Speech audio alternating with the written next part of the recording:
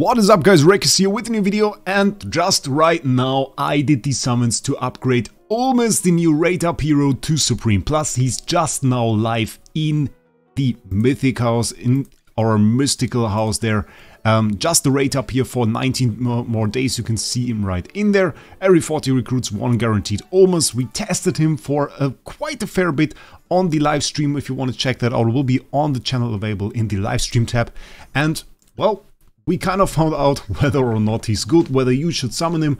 I will cover different aspects. We tested him PvP, we tested him Dream Realm, and even in AFK progress, so in the AFK stages. So if you want to know whether or not this hero is worth your rate up tickets, then stay tuned. Starting off, well, he is a tank, he is a wilder, he is an A tier. Kind of a lot of people don't really like A tier summons. Personally, I think in terms of power, they don't really stand behind S tiers so much. But of course, it is a bit easier to summon them than it is to summon S tiers. If we check out the Mystical house, actually right now, after the rate up for Ulmus ended, you can add Sorin to your wishlist. So it is now possible to summon Sorin outside of the rate up, and you just had to wait for it to end. So basically, if you want to go for Ulmus, that is also a choice right now. We did multiple tests. One of the first things we really tested was PvP. You can see I have 0 tries in arena. We really did that. And I want to show off 2 fights that basically show off how this guy works. So he's a tank. He is basically, well, the second wilder tank we really see. The other one was Granny Danny. And the way he works is he has kind of a bit of lower stats, but he has a thing that he does when he hits below 30% HP. He will retreat to the backline and then become rooted there. And while he's at the front, he will recover HP and gain a shield. And once he retreats to the backline, his HP region will change to energy region, and he will start throwing bigger rocks that do AoE damage. And he will also give a shield to one of the units at the front. So the first fight I want to show you guys is against Paradise on my server. You can see we lost that. What we tried was like a regular Iron comp, where we replaced Scalita that I usually use with Ulmus, and we tried to basically let him tank a little bit. And the thing that was pretty much apparent right at the start, that this really doesn't work. So while he does make the CC longer, which is his Mythical Plus ability, you can see that with those little twines, you can see all of my heroes here still get hit quite a bit. And most of all, the reason for that is that Carolina does AoE damage, Iron does AoE damage, Arden hits multiple enemies. So even though we run a tank, that tank really isn't able to take the damage for our team against an Iron comp. And there we for the first time see him retreat to the backline. You can see just was hit below 30% HP. Bam, pops up there. Now starts recovering energy, trying to get to the ult. That's his big ult now, throwing the big rock. Does a fair bit of damage, not too much, wasn't enough to kill the Carolina. And now, once he gets hit a lot, Scalita can nuke him off the map, which has to be noted. Scalita can actually bypass this entire phase with him getting rooted in the backline. So can Odie. They will both instantly kill him in certain situations. So in that part, well, want to be aware of this situation, because not always will this retreat to the backline really save him. So in this fight, we basically already determined he isn't too useful in the Iron comp. Scalita is preferable, because Scalita will actually protect your units a bit better. And then Iron can just do the tanking for this part until Damien recovery sets in. So in that situation was better. And what we then did, we tried a little bit of another team. And his Mythical Plus skill works as soon as you displace, knock down or knock up an enemy. And there are multiple units that can do that. One was quite recently released and didn't really see much coverage, so we tried him together with Sorin, and we had a pretty good fight with him, so I wanted to show you guys that. Sorin also displaces enemy with his hits. He can stun them if they hit a barricade, and the Mythical Plus ability, which we can see right here, of Ulmus, this works actually quite nice. So every time basically someone is displaced, knocked back, knocked up, something like that, he will increase that by 2 seconds, displayed by those twines. And then deal some damage to them, which is negligible. There is some life drain you can unlock. We didn't really go into that. I don't think it is too good. If you go to +5 or +8, I think you will be fine. If you really want to invest, okay, get that life drain, but I think not going beyond that to +15 would be quite the waste. Personally, I will keep him at +5. So, Sorin also displaces enemies. Iron does displace enemies. You can only trigger the root effect on every single enemy every 10 seconds. So, bit difficult, but still we tried, and you can see the results right here. We went for teleport with Rainier to make our Ulmus a bit more tanky. Those are the twines that you can see. Ulmus arriving there now. We're taking care of this Thorin right here. Some displacement effects. We have some displacement over there as well. Iron's still on the ground. And now Sorin moves over there, and you can at some point see some of those twines there at the feet of the enemy, and those always display that now the CC gets enhanced by the Mythical Plus ability of our Ulmus. Ulmus just got nuked by the Audi. If you didn't see that, maybe scroll back a little bit, because that's quite interesting. He didn't go into his root phase at all, so this poison doesn't get removed once he goes below 30% HP. Instead, got hit, is done, and now basically didn't go to this root phase at all. But still, the combination of his Mythical Plus together with Sorin can be quite interesting. What you want to do on him to make him a bit more effective is basically scale his HP. His HP determines how big his shield is, so there are some interesting combination with Mythical Charms as well. If we check this out, the game recommends HP healing or HP Fizz Def Magic Def. I think HP Fizz Def Magic Def is a pretty cool one. HP healing can be decent as well. HP Fizz Def Magic Def fits into the scheme of like the shield and the enhancement of the Fizz Def and Magic Def. And the Fizz Def Magic Def buff is quite substantial, so you will notice that. Maybe go for that. If you are surprised that I have a full mythical set, you can acquire that from the charm merchant right here in the town. There is a pack for that. There is a pack for like the different rarities, and we bought this one for 480 red essence for 3 mythical charms. Other than that, of course, the tank challenge will help you there.